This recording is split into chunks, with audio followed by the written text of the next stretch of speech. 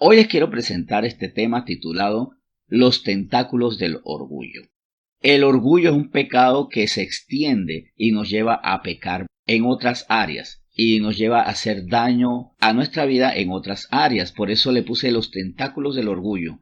Tiene muchos brazos y todos esos brazos al final se toman del mal de otros pecados para crearnos infortunio. Y vamos a ver cómo evitar las consecuencias del pecado, del orgullo, cómo evitarla en nuestras vidas, cómo también tener prevención de quienes practican el orgullo y cómo advertir a nuestros hijos, a nuestros seres amados, que no se dejen tentar por el orgullo, que normalmente afecta sobre todo cuando uno está en madurez.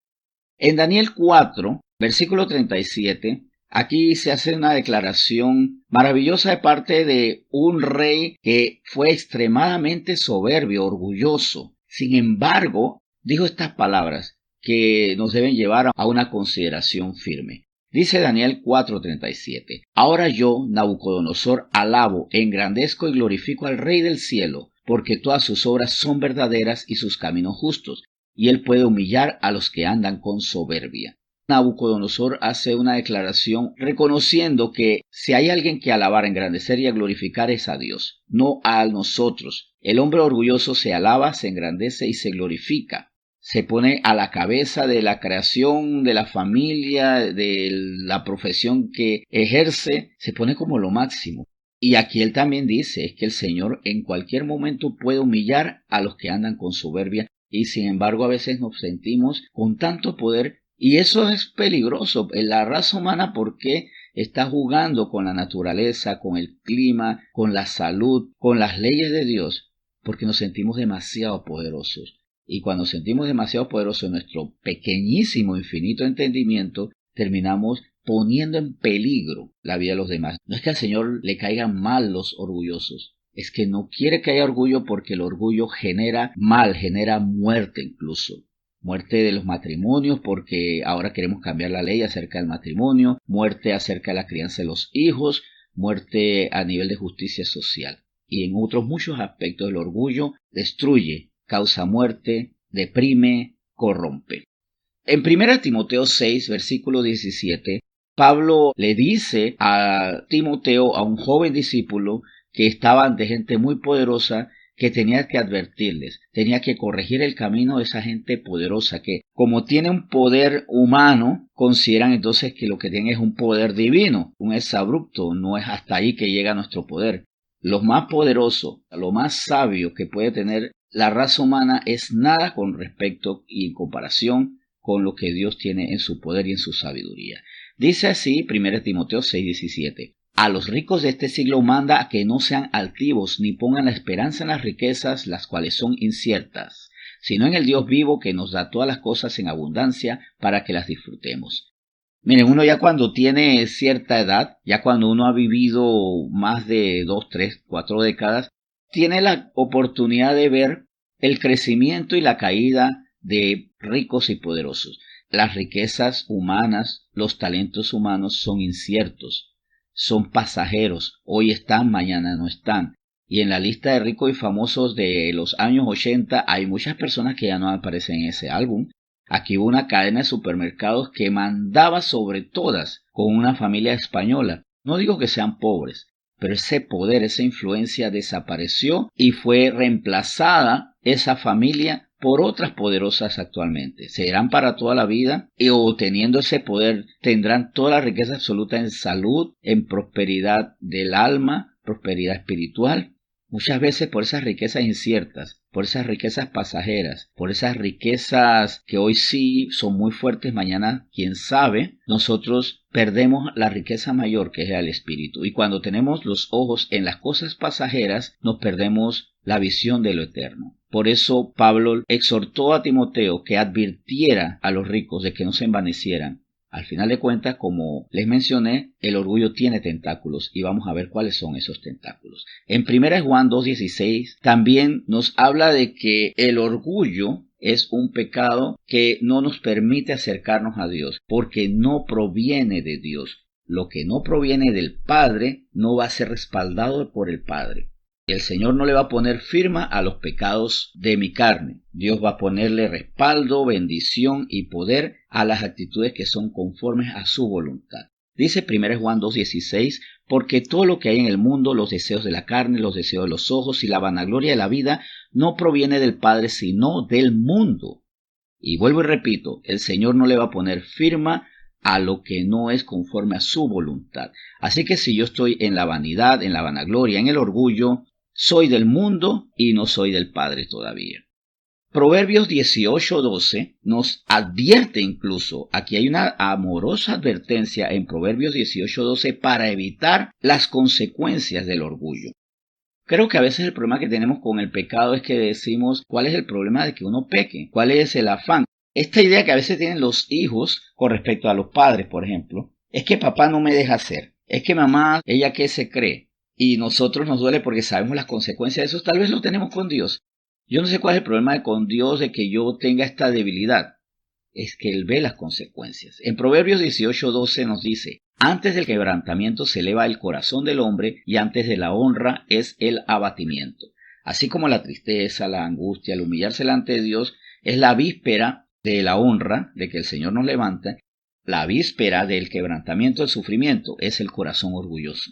La persona orgullosa que dice, no, esto es a mi manera, yo no acepto que sea de otra, yo sí sé, porque yo sí sé, y con eso estoy preparando mi corazón para el quebrantamiento. Estoy preparando mi alma para sufrir los embates del quebrantamiento. Y eso se confirma en Proverbios, ya que estamos en ese mismo libro, pero en el capítulo 11, versículo 2. Y vamos a ver que el rey Salomón, un hombre que tenía todas las razones para ser el más orgulloso, el más soberbio, o sea, todas las razones humanamente hablando, pero con discernimiento espiritual, dijo lo siguiente: cuando viene la soberbia, viene también la deshonra, mas con los humildes está la sabiduría. La antesala del dolor es la soberbia, y donde quedamos depositados sufriendo es la deshonra. Más con los humildes está la sabiduría. Esto también nos habla de algo. Para Dios el soberbio es necio, es de poco entendimiento, y por eso es deshonrado, por eso es humillado, porque no tiene la sabiduría para entender las cosas. Y aquí es donde yo quiero que también consideremos algo. ¿Cuáles son las consecuencias del orgullo? Uno, que nos quita la capacidad de entender, porque como estamos tan llenos de nuestra carne, no tenemos sabiduría espiritual. Normalmente el soberbio termina actuando con tontería, porque se la sabe toda. A mí no me va a decir cómo son las cosas. Yo no tengo que pedirle instrucción a Dios, no tengo que del Señor más que pedir que por favor me bendiga en mis caminos, y por eso no atiendo la voz. Cuando soy orgulloso no admito que otros puedan tener razón. Por eso el orgullo me lleva a mí a la equivocación, a la insensatez. El primer paso para caer en la tontería es ser orgulloso. Yo sí sé, porque yo sí sé. Eso es soberbia. ¿Y qué ocurre con eso? También que no solo termina limitándome del buen consejo la soberbia, sino que también desanima a quienes me quieren ayudar. Hay personas que quieren ayudarme, pero por mi actitud soberbia, por mi orgullo, dicen ¿para qué?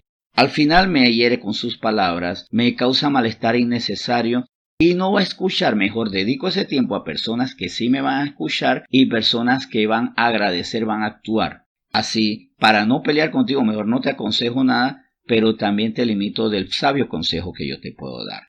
En Proverbios 8:13 también se habla del orgullo como algo que a Dios le molesta. Y nosotros queremos tener una relación con Dios, pero no cuidamos a veces qué es lo que le molesta al Señor. Cuando yo amo a alguien, yo evito actitudes, conductas que hieren a esa persona que yo amo. Si yo amo a Dios, entonces debo considerar Proverbios 8:13 que nos dice: el temor de Jehová es aborrecer el mal, la soberbia y la arrogancia, el mal camino, y la boca perversa aborrezco. Si Dios aborrece la soberbia y la arrogancia, no la debo practicar. Porque ¿cómo yo puedo decirle al Señor, yo te amo, si yo digo, pero a mí nadie me dice cómo son las cosas, yo sí sé, yo no tengo peor que orar, la Biblia lo dice, sí, pero ya yo sé. Son actitudes que al Señor no le agrada. Agregamos Proverbios 8:14. Conmigo está el consejo y el buen juicio, yo soy la inteligencia, mío es el poder. El vanidoso se siente que tiene toda la inteligencia y todo el poder, El poder para decir qué se hace en este pueblo, qué se hace en esta ciudad, qué se hace en mi barrio, qué se hace en mi casa, qué se hace en mi empresa. Porque yo creo tener el poder y la capacidad porque nadie sabe más que yo. El Señor lo dice muy claro. Yo soy la inteligencia, mío es el poder. Conmigo es que está el consejo, conmigo está el buen juicio, conmigo se hacen las cosas bien. Pero mientras nosotros seamos soberbios y no escuchamos ni a Dios ni a personas que Dios nos pone para advertirnos, entonces vamos a ser orgullosos, desagradando a nuestro Salvador y por eso, como decía también, dando puerta a efectos colaterales. ¿Cuáles son los efectos colaterales del orgullo? La insensatez, la separación de la gente que nos ama pero que no soporta esas malas actitudes, también genera ira. Así como se nos cierran las oportunidades con gente buena, se nos abren puertas para personas que quieren hacernos mal, porque lamentablemente estamos en un mundo con una naturaleza caída y cuando yo soy soberbio, genero en otras personas el deseo de humillarme. Dios no tiene que bajar él mismo para humillarme. ¿Cómo él me humilla? Va a usar personas que no son necesariamente sus siervos. Va a usar al malvado. Pero ¿por qué yo genero ese anhelo de otros a hacerme daño? Porque precisamente enciendo fuego con mi lengua, que se enorgullece porque normalmente cuando soy orgulloso uso mucho la lengua para expresar mi orgullo, mi soberbia, mi autosuficiencia exagerada y fantasiosa, y eso genera en otros también el deseo de hacerme daño. Entonces, no nos cerremos las puertas a los que nos hacen bien por nuestra soberbia. No motivemos a los malvados a que nos quieran hacer daños para humillarnos. No nos volvamos insensatos. No hagamos que el Señor diga, mientras que estés así yo no te voy a escuchar y voy a permitir el quebrantamiento. El orgullo tiene tentáculos. Los tentáculos de orgullo siempre se toman de pecados que dirige a su propia naturaleza para hacerse daño. El orgulloso busca varias formas, simultáneas o no, para ir haciéndose daño a sí mismo. Y termina sufriendo y dice, pero ¿por qué estoy así? Porque yo me lo busqué por mi propio orgullo. Entonces, para que evitemos el orgullo, para que nos alejemos del orgulloso, porque recuerden, a veces yo no soy orgulloso, pero cuando a esta persona orgullosa le cae la deshonra, también va a afectar a las personas que están a su lado. Y para que guardemos del orgullo a nuestros hijos que a veces en su inmadurez se consideran muy brillantes, muy sabios, muy crack en los deportes y muchas veces no dándole la gloria al Señor. Y ahí agrego como punto final. Si algo tengo bueno es porque Dios me lo ha dado, pero el orgulloso le quita la honra a quien le dio ese talento, esa capacidad y la toma para sí, cayendo en mentira y en ofensa. Vamos a orar. Señor, muchas gracias por este tiempo tan especial donde hoy tú nos sigues formando. Guárdanos de la soberbia, a veces el saber, porque podemos caer en esa soberbia hasta espiritual, porque yo sí sé Biblia, porque yo sí oro, porque yo hago ayuno y los demás no pueden, porque yo en la iglesia me destaco, porque yo sí sé. Y también allí puede venir la caída. Recordar esto, Señor, es muy importante y gracias por habernos enseñado hoy. Mi vanidad de hoy es la víspera de la tristeza de mañana. Y para ser insensato, lo primero que tengo que hacer es ser muy orgulloso, creer que yo sí sé, que yo no necesito a Dios, y todo lo que dice la gente que me ama es mentira. Para eso hasta ser sabio, para saber escuchar todo lo que dice la gente que me ama. Y claro, mi punto de comparación es la Biblia, porque hasta en eso somos insensatos. ¿Cuál es nuestro punto de comparación cuando la gente nos aconseja? No, lo que tú dices no se parece a lo que yo sí sé. Mientras que la persona humilde dice, el consejo de las personas que me aman es válido en la medida que se parezca o sea completamente igual a la palabra de Dios. Por eso, gracias por este tema y te seguimos bendiciendo en nombre de Jesús. Amén.